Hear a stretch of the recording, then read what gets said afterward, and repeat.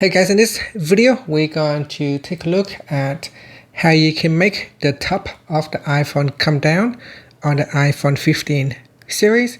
Now before you can use this feature, you have to first turn it on in settings.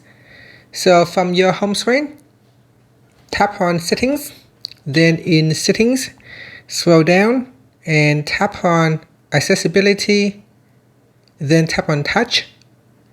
Next, tap on reachability, tap on the toggle button and switch it on. Once it is turned on, you can bring the top of your screen down by simply swiping down at the bottom here.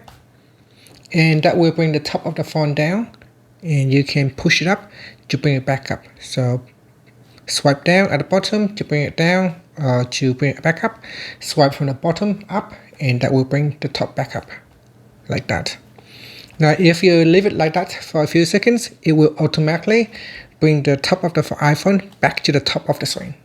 So here we just wait for a few seconds and it will automatically return back to the top. And if you switch this off, it will not work. So make sure reachability is turned on so that you can bring the top of the phone down.